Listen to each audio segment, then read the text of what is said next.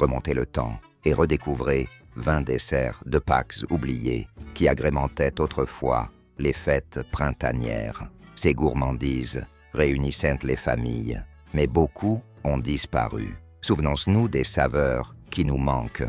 Pudding au pain chaud du carême. Les brioches du carême sont toujours d'actualité, mais pourquoi ne pas transformer les restes en un pudding au pain chaud imbibé de crème anglaise? Ce dessert de Pâques consistait en des brioches du carême de la veille, coupées en tranches et disposées dans un plat allant au four, avec des raisins secs, de la cannelle et une crème anglaise sucrée. Dorées et servies chaudes, elles constituaient la conclusion réconfortante d'un festin printanier. Un dessert important, car il honorait la tradition tout en réduisant le gaspillage. Plutôt que de laisser les brioches se rassir, les familles leur ont donné une nouvelle vie dans un dessert réconfortant. C'était simple, familier et savoureux. Avec l'évolution des recettes modernes et la diminution du nombre de brioches maison, cette variante du pudding a disparu. Aujourd'hui, vous auriez de la chance de la retrouver dans un livre de cuisine traditionnelle ou dans les notes manuscrites de votre grand-mère. Votre famille avait-elle une version revisitée de cette gourmandise? Vous souvenez-vous de l'odeur qui émanait du four? Dites-le nous dans les commentaires. Pane di Pasqua, pain de Pâques italien. Coloré, tressé et garni d'œufs colorés, le pane di Pasqua était autrefois à la fois un plat principal et un dessert dans de nombreux foyers italiens le dimanche de Pâques, préparé avec une pâte levée moelleuse et légèrement sucrée, souvent infusée de zeste de citron, d'écorce d'orange ou d'anis. Le pain était tressé en anneaux ou en miches, dans lesquels étaient nichés des œufs crus colorés. À la cuisson, les œufs durs devenaient partie intégrante du décor comestible. Le résultat final, un pain doré, légèrement brillant, souvent saupoudré de sucre ou recouvert de glaçage. Il était important car il symbolisait la renaissance, l'unité et la célébration. Sa cuisson rassemblait les familles et offrir un pain aux voisins ou aux proches était un signe de paix et de vœux. Avec le temps, les emplois du temps chargés et la commodité des produits du commerce étant devenus la norme, la tradition de le faire soi-même s'est estompée. Pourtant, ceux qui s'en souviennent se souviennent du doux arôme, des couleurs vibrantes et de la fierté de servir quelque chose fait avec amour et destiné à être partagé, sans sucre, avec scène cachée. Ces délicates sculptures en sucre étaient de véritables œuvres d'art comestibles, en forme d'œufs de Pâques géants, décorés de glaçage royal et abritant de minuscules dioramas printaniers, populaires en Europe et aux États-Unis du début des années 1900 aux années 1970. Ces œufs creux en sucre étaient fabriqués en tassant du sucre dans des moules, en évidant soigneusement le centre et en scellant les moitiés ensemble. Le glaçage royal ajoutait des décorations colorées, fleurs, bords festonnés ou un nom en cursive. À l'intérieur, des lapins, des poussins, des fleurs et même des églises miniatures attendaient d'être découverts à travers un Judas. Leur importance était d'incarner l'émerveillement de Pâques pour petits et grands. Plus que de simples friandises, c'étaient des souvenirs, souvent exposés pendant des semaines et dont on se souvient pendant des années. Avec l'essor des bonbons de masse et des nouveautés bon marché, ces confiseries artisanales sont tombées dans l'oubli. Aujourd'hui, on les trouve principalement dans les brocantes, les boulangeries spécialisées ou dans les tutoriels DIY nostalgiques. Préparez-vous pour un favori moelleux ensuite. Il a été fouetté, refroidi et superposé avec amour. Salade de flocons d'ananas. Ni un dessert, à proprement parler, ni une salade. Le fluff à l'ananas était un rêve pastel qui ornait d'innombrables buffets de Pâques dans les années 1960 et 1970. Sans être sophistiqué, il était inoubliable. Préparé avec de l'ananas, en conserve écrasée, de la crème fouettée ou de la Cool Whip, des mini-guimauves et du pudding instantané ou de la gélatine. Il était mixé et refroidi jusqu'à obtenir une texture légère, mousseuse et facile à déguster. Certaines familles y ajoutant de la noix de coco râpée, des noix de pécan hachées, voire des guimauves colorées pour plus de texture et de saveur. C'était important car c'était festif, infaillible et nourrissait beaucoup de monde. Après un copieux repas de Pâques composé de jambon, de pommes de terre et de gratin, cette salade aérienne apportait une pause fraîcheur et douceur, et les enfants adoraient particulièrement sa texture onctueuse et sa saveur tropicale. Avec l'arrivée des tendances culinaires plus gourmandes ou plus saines, le fluff à l'ananas est tombé en désuétude et est devenu l'objet de blagues sur les recettes rétro. Mais pour ceux qui s'en souviennent, une cuillerée glacée a toujours le goût du printemps, des nappes en plastique pastel et des rires résonnant autour d'une table de Pâques bondée. Gâteau Simnel.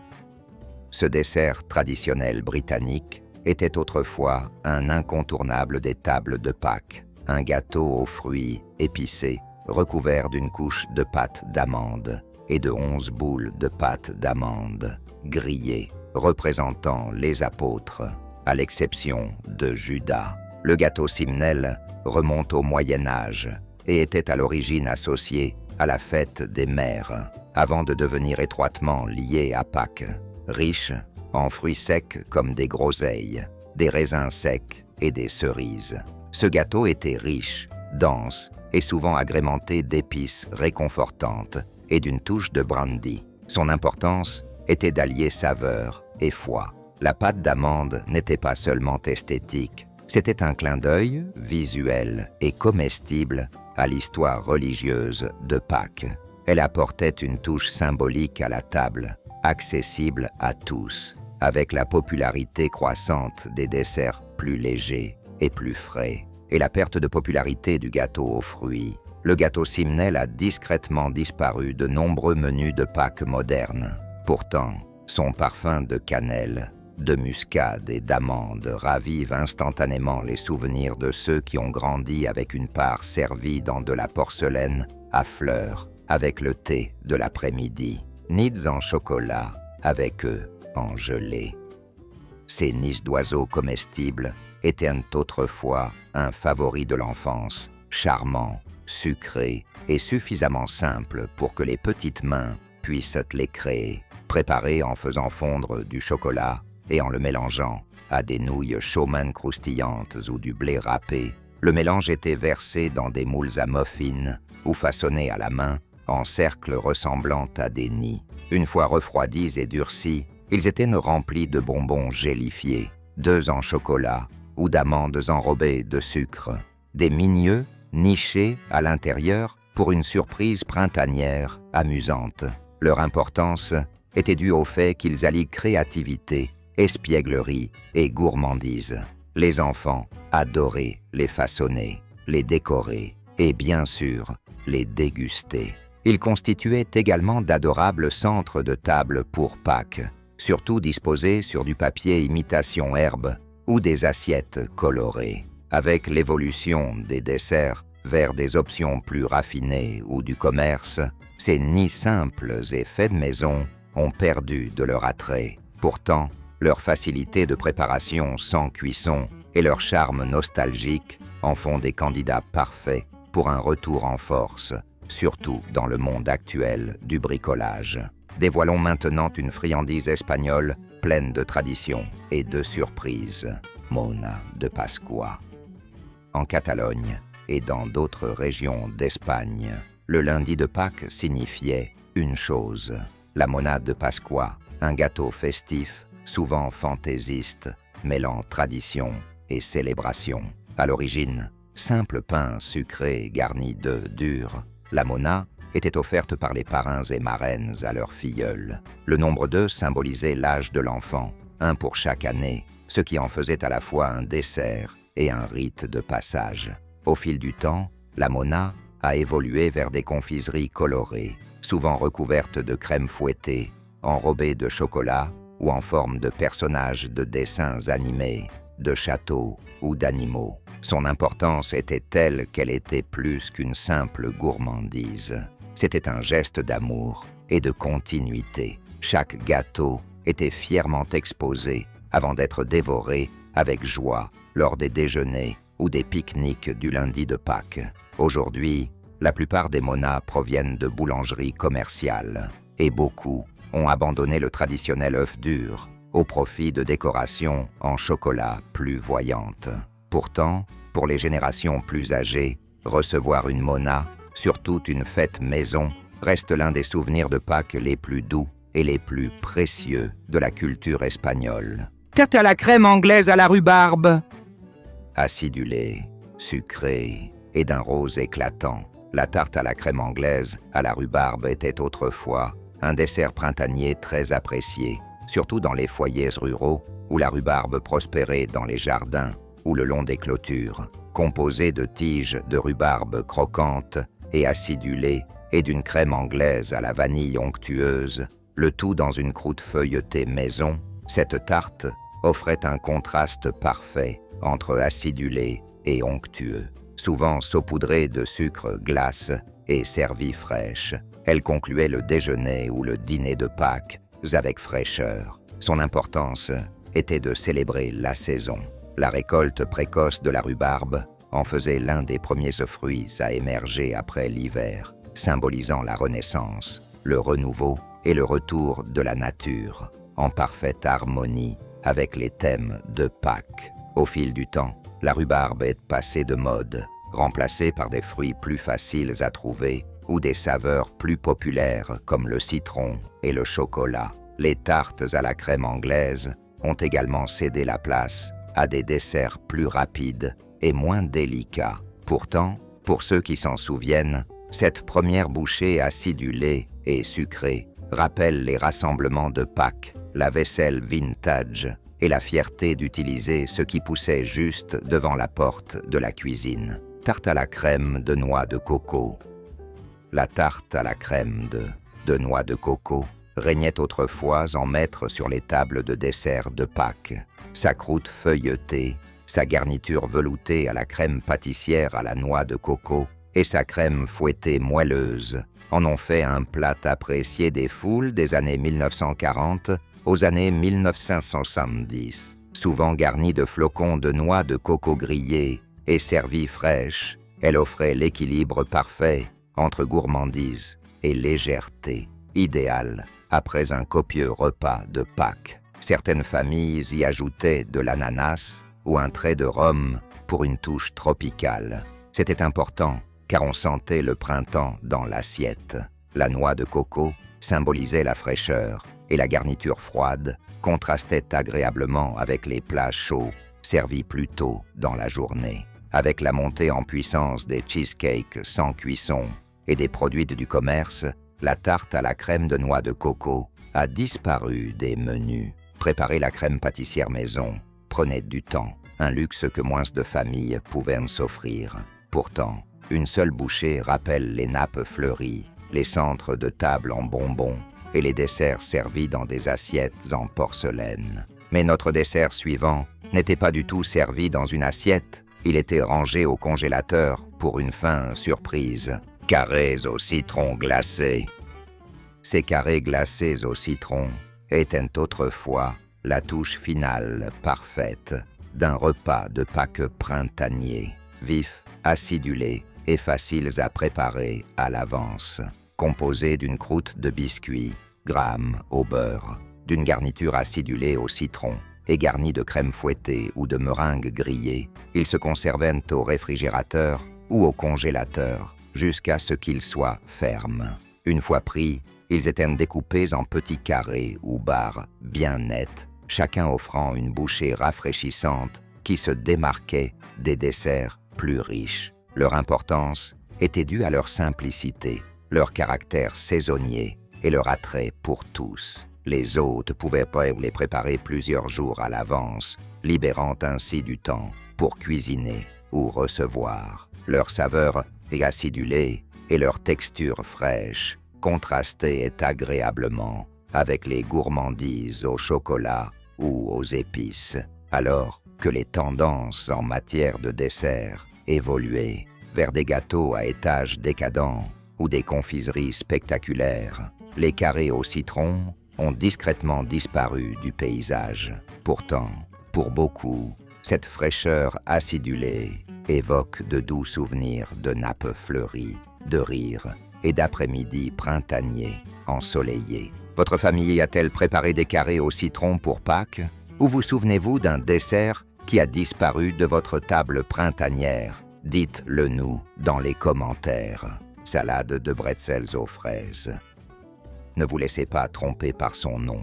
Cette salade de Pâques rétro était un dessert à 100% et fièrement. Une sensation sucrée-salée, composée de bretzels écrasés, d'une riche garniture au fromage frais et de gelée de fraises brillantes, le tout recouvert de fraises fraîches tranchées. Populaire des années 1960 aux années 1980, ce plat froid était un incontournable des repas partage printaniers, surtout à Pâques. La croûte de bretzel au beurre apportait un croquant et une saveur salée inattendue. Le cœur crémeux était onctueux et acidulé, et la gélatine de fraise lui conférait cette finale festive d'un rouge rubis. C'était important, car c'était ludique et surprenant. Personne ne s'attendait à des bretzels en dessert, mais ça a marché. C'était coloré, irrésistible et impossible de s'arrêter à un seul carré. Avec l'essor des desserts, où l'accent mis sur les fruits, ce mélange nostalgique est tombé en désuétude. Mais pour beaucoup, il reste une capsule gustative des tables familiales, des salles paroissiales et des repas de Pâques dans le jardin. Et oui, c'était toujours servi dans un plat à gratin, tarte à la crème de banane. Moelleuse, crémeuse et garnie de tranches de vraies bananes. Cette tarte était autrefois un incontournable de Pâques. Sa croûte dorée, sa garniture veloutée et sa crème fouettée en faisaient un teint classique léger et réconfortant, composé de couches de bananes, de vanille ou de pudding à la banane, et garni de crème fouettée ou parfois de meringue. La tarte à la crème de banane était servie fraîche, souvent décorée de tranches de bananes supplémentaires ou de noix de coco grillées. Son importance était due à sa fiabilité et à son attrait. Ni trop sucrée, ni trop compliquée, elle plaisait à toutes les générations. C'était un incontournable pour les familles, en quête de quelque chose de classique et de rafraîchissant après un repas copieux. Aujourd'hui, elle a été supplantée par des desserts plus raffinés ou remplacée par des versions en boîte qui n'ont pas le même charme artisanal. Pourtant, la tarte originale, avec ses vrais fruits, ses couches froides et sa texture fondante, rappelle que parfois les choses les plus simples laissent les plus douces impressions. Et en parlant d'impressions sucrées, notre prochain dessert était petit, en forme d'œuf et rempli de charme de noix de coco. Bonbons aux œufs de Pâques à la noix de coco. Et ces bonbons faits maison en forme d'œufs à la noix de coco étaient autrefois confectionnés avec amour dans les cuisines, plutôt qu'achetés en magasin, façonnés à la main et trempés dans du chocolat. Ils étaient riches, denses et sucrés. Un véritable travail d'amour, généralement préparé en mélangeant de la noix de coco râpée avec du lait concentré sucré et une pointe de vanille. Le mélange était façonné en petits œufs, refroidis, puis trempés dans du chocolat fondu. Certaines versions comprenaient des noix hachées ou même du fromage frais. Leur importance était due aux soins apportés à leur fabrication.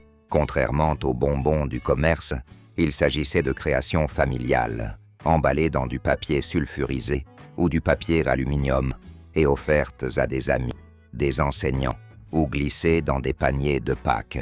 À mesure que les confiseurs ont élargi leur offre saisonnière, ces versions maison sont devenues moins courantes.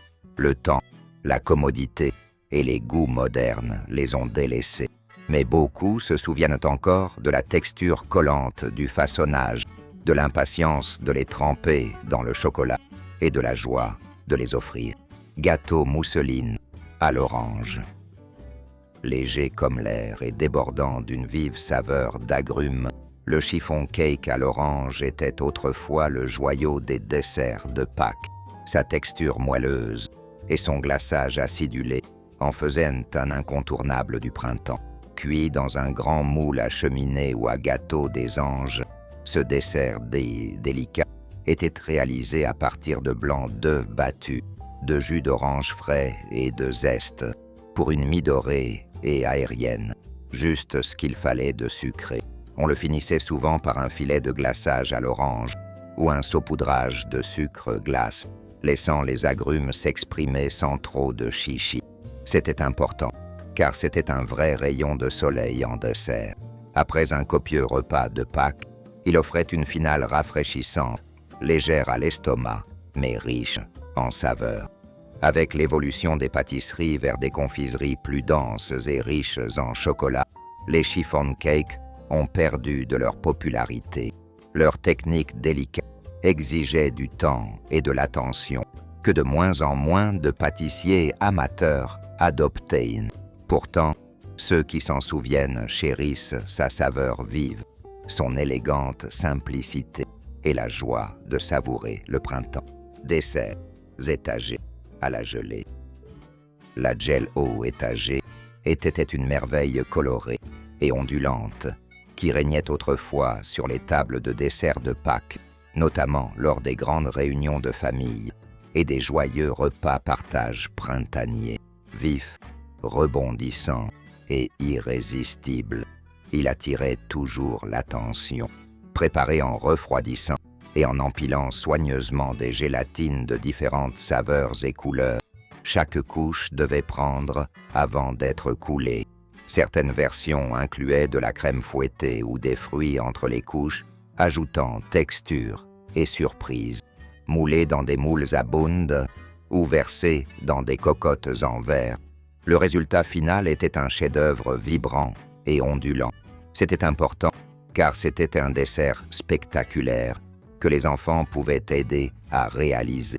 Aucune compétence en pâtisserie n'était requise, juste du temps, de la patience et une main sûre.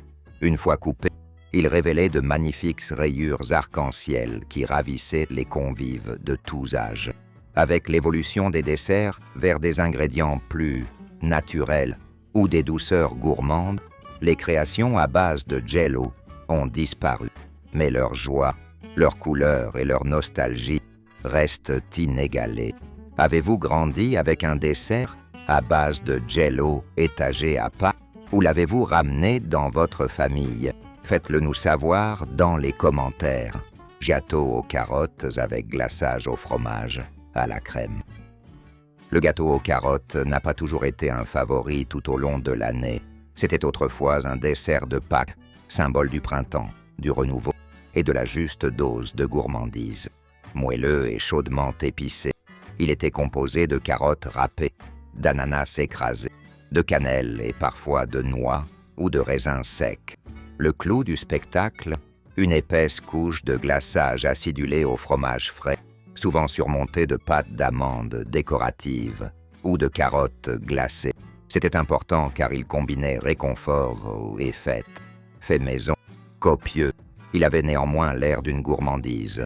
La douceur naturelle des carottes le rendait moins pénible qu'un gâteau au chocolat, par exemple, mais tout aussi satisfaisant. Au fil du temps, il est devenu un incontournable des cafés, disponible toute l'année, et a ainsi perdu son charme festif. Aujourd'hui, il est rarement considéré comme un dessert pour les occasions spéciales. Pourtant, servi à Pâques avec des fleurs printanières et des plats aux couleurs pastel, il retrouve toute sa magie saisonnière. Une seule bouchée, et on se souvient pourquoi il était la conclusion parfaite d'un festin printanier, salade d'ambroisie. Cette salade de fruits crémeuse occupait autrefois une place d'honneur lors des repas de Pâques, surtout dans le sud des États-Unis, où aucun repas partage printanier ne semblait complet sans elle. Originale, colorée et d'une douceur irrésistible, Elle offrait un mélange de saveurs acidulées, sucrées et croquantes à chaque bouchée. On pouvait y ajouter des mandarines, des morceaux d'ananas, des cerises au marasquin ou des noix de pécan hachées, selon la recette familiale.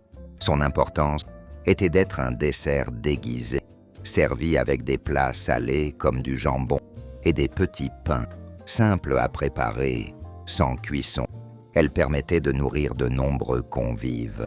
Sa texture fraîche et crémeuse la rendait particulièrement rafraîchissante lors des chaudes après-midi de Pâques.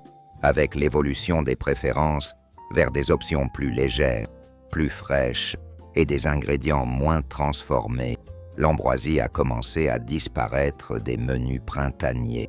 Pourtant, pour beaucoup, une seule bouchée de cette salade fruitée parsemée de guimauve rappelle des souvenirs de chaises pliantes, de nappes fleuries et de repas de Pâques qui ressemblaient à ceux de la maison. Barbe de bonbons de Pâques. Fabriquée à partir de restes de bonbons de Pâques ou de friandises choisies intentionnellement, cette écorce colorée était à la fois attrayante et délicieuse. Elle commençait par une base de chocolat blanc ou au lait fondu, étalée finement sur un plateau. Viennent ensuite les garnitures, des M&M's pastel, des biscuits écrasés, des bonbons gélifiés, des mini-guimauves et parfois des bretzels écrasés ou des filets de caramel. Une fois refroidie et durcie, elle était brisée en morceaux dentelés et ludiques. C'était important, car c'était une façon amusante et facile d'utiliser les bonbons de manière créative et à partager. Les enfants adoraient participer, et chaque fournée était unique. Si l'écorce de bonbons n'a pas complètement disparu, elle est rarement associée à Pâques. Des versions thématiques pour Halloween et Noël ont pris le dessus. Pourtant, ses couleurs joyeuses et ses innombrables variations en ont fait un dessert populaire et une excellente excuse pour jouer avec les bonbons en cuisine. Plongeons maintenant dans une gourmandise souvent faite maison et transmise de génération en génération, 4 quarts au bas beurre. Ce gâteau dansé beurré était autrefois un incontournable des cuisines de Pâques, un classique intemporel cuit dans un moule à bunt ou à cake, saupoudré de sucre glace et servi avec des fruits rouges frais ou un filet de glaçage au citron. Préparé maison avec du vrai bas beurre, ce gâteau avait une mie moelleuse, une croûte dorée et une saveur riche.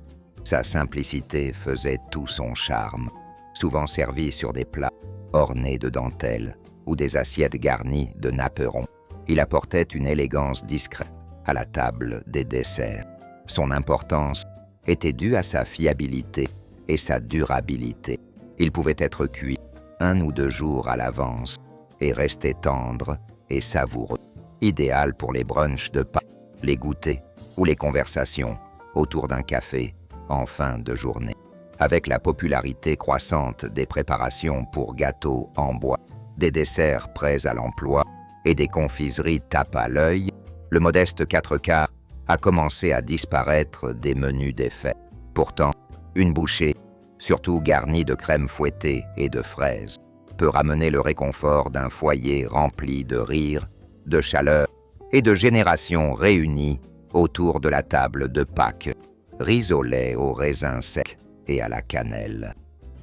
Crémeux, réconfortant et souvent servi dans des bols décoratifs, le riz au lait était autrefois un incontournable des repas de Pâques, simple, traditionnel et plein d'amour, préparé avec du lait, du sucre, du riz cuit et une touche de vanille ou de zeste de citron. Il était souvent agrémenté de raisins cèdres dorés et d'une pincée de cannelle. Certaines versions étaient cuites au four et ressemblaient à de la crème anglaise. D'autres étaient froides et moelleuses à la cuillère. C'était important, car il était préparé lentement et servi chaud. On aurait dit un plat qu'une grand-mère servirait avec le sourire. Ce n'était pas tapé à l'œil, mais c'était réconfortant, surtout après un copieux festin de Pâques. Avec l'arrivée de desserts instantanés et des douceurs plus modernes, le riz au lait a disparu de nombreuses tables familiales. Mais pour ceux qui ont grandi avec, le parfum de cannelle et de vanille est à jamais lié au printemps. Avez-vous déjà servi du riz au lait pour Pâques en famille? Ou en avez-vous une version personnalisée? Partagez vos souvenirs dans les commentaires. Nous serions ravis de les connaître. J'espère que vous avez apprécié ce voyage à travers les desserts de Pâques oubliés. Lesquels vous manquent le plus? Dites-le nous dans les commentaires et perpétuez la douceur de la tradition. À bientôt.